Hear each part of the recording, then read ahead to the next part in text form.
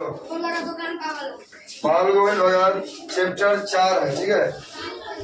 Chapter 4 का नाम क्या है? बाल गोविंद भगत। इनके पहले हम जो बीच में कंटेंट दिया है ना बॉक्स में, उसको देखेंगे। राम वृक्ष बेनीपुरी रचित रेखा चित्र बाल गोविंद भगत धर्म के इस मर्म का उद्घाटन करता है कि धर्म पालन आडंबरों या अनुष्ठानों के निर्वहन में नहीं, बल्कि आचरण की पवित्रता और शुद्धता में।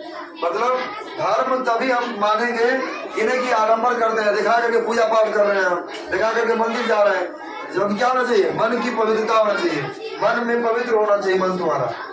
लेकिन सॉरी, नायक बाल गोविंद भगत पूछेगा इस कहानी का नायक कौन है? बाल गोविंद भगत। बाल गोविंद भगत गृहस्थ है, उनकी वेशभूषा भी साधुओं जैसी नहीं है, लेकिन उनकी दिनचर्या और निर्गुण मनुष्यता की सच्ची और सही परिभाषा रचने में सहायक है। इस पाठ के माध्यम से आप एक नई गद्य विधा रेखा चित्र, विधा क्या है इसका? रेखा चित्र के विशेषता और रूप से परिचित होंगे। रेखा चित्र कहते किसको है, क्या होता है रेखा चित्र, ठीक है।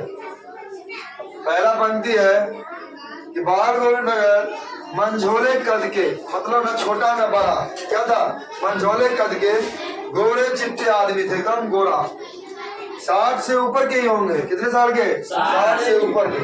बाल पक गए थे, लंबी दाढ़ी या जटाजूट तो नहीं रखते थे, मतलब लंबा लंबा बाबाजी के जैसे दाढ़ी नहीं रखता था, जटाजूट भी नहीं रखता था, सिंपल सा था गृहस्थ जैसा। किंतु हमेशा उनका चेहरा सफेद बालों से जगमग किए रहता था, मतलब जगमगाता रहता था उनका चेहरा, एकदम उज्जवल था, पूरा गोर।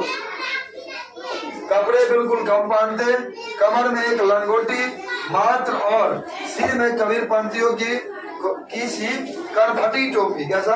करफटी टोपी। जब जाड़ा आता एक काली कमली ऊपर से ओढ़े रहते, मस्तक पर हमेशा चमकता हुआ रामानंदी चंदन जो नाक के एक छोर से औरतों के टीके की तरह शुरू होता था। यहाँ से नाक का छोड़ा नजर औरत लोग करती है पब्लिक से, नाक के एक छोर से शुरू होता था। गले में तुलसी की जड़ों की एक बेडोल माला पहनते थे, मतलब तुलसी के जड़ का, तुलसी का जड़ होता है ना, वो माला गूंथ के पहनते थे तुलसी का। ऊपर की तस्वीर से यह नहीं माना जाए, तस्वीर करने का मतलब क्या? इन्हें कहना कि फोटो तो बड़े नहीं है, हमारे बने तो फोटो चित्रित हुआ ना मन में, रेखा चित्र। ऊपर की तस्वीर से यह माना जाए कि बाल गोविंद भगत साधु नहीं थे, साधु नहीं थे, सॉरी बाल गोविंद भगत साधु थे। ऊपर की तस्वीर से यह नहीं माना जाए कि बाल गोविंद भगत साधु थे, नहीं, बिल्कुल गृहस्थ थे। क्या थे? गृहस्थ। उनकी गृहिणी की तो मुझे याद नहीं, उनकी बेटे और पुतों को तो मैंने देखा था, थोड़ी खेती बाड़ी भी थी, एक अच्छा साफ सुथरा मकान भी था। मतलब उनकी पत्नी के बारे में याद नहीं है, लेखक कह रहा है राम वृक्ष बेनीपुरी कि हमके बाल गोविंद भगत के पत्नी के बारे में याद नहीं है, लेकिन उनका बेटा और उनकी पतों को हमने देखा था, एक खेती बाड़ी करती थी और घर साफ सुथरा था। किंतु खेती बाड़ी करते, परिवार रखते भी बाल गोविंद भगत साधु थे। साधु की सब परिभाषाओं में खड़े उतरने वाले कबीर को साहब मानते थे, उन्हीं के गीतों को गाते, उन्हीं के आदेशों पर चलते। कबीर झूठ नहीं बोलते, खरा व्यवहार रखते, किसी से भी दो टूक बात करने में संकोच नहीं करते, न किसी से खामखा झगड़ा मोल लेते। खामखा मतलब बिना बात के, बिना मतलब का झगड़ा नहीं करते थे। किसी की चीज को नहीं छूते, न व्यवहार में लाते बिना पूछे हुए। अगर उनसे नहीं पूछा तो चीज को छुएगा भी नहीं और उनके सामान को अपने उपयोग में लाएगा भी नहीं। इस नियम को कभी कभी इतनी बारीकी तक ले जाते कि लोगों को कुतूहल होता, लोग परेशान हो जाते। कभी वो दूसरे के खेत में शौच के लिए भी नहीं बैठते। वह गृहस्थ थे, लेकिन उनकी सभी चीज साहब की थी। सब चीज क्या था? साहब का, कबीर साहब। जो कुछ खेत में पैदा होता सिर पर लाद कर पहले उसे साहब के दरबार में ले जाते, जो उनके घर से 4 कोस दूर पर था।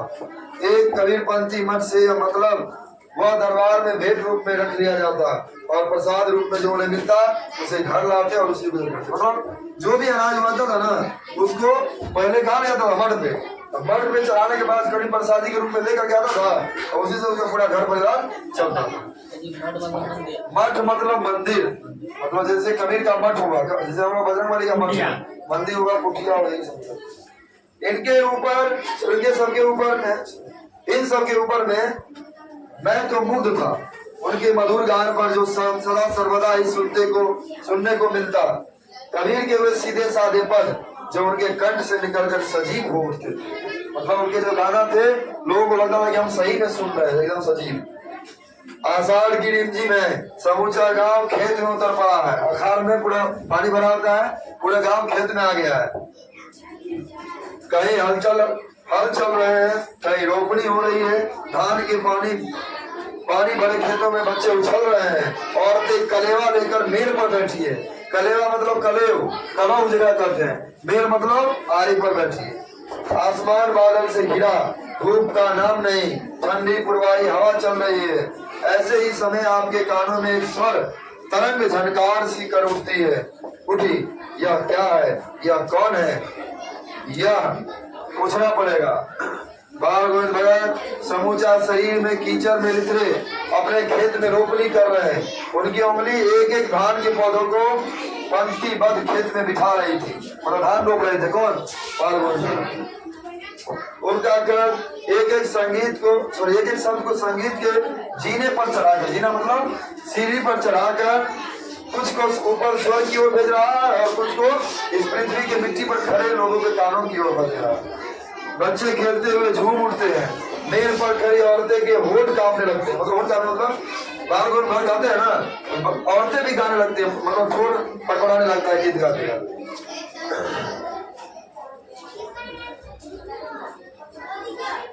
वे गुनगुनाने लगती है, हलवाओं के पैर ताल से उठने लगते हैं, मतलब गीत पर के पैर से नहीं ऐसे बनाते हैं, पैर भी गीत के ताल में उठने लगता है। रोपनी करने वाले की उंगलियां एक अजीब क्रम में चलने लगती है, गाना के तान पर।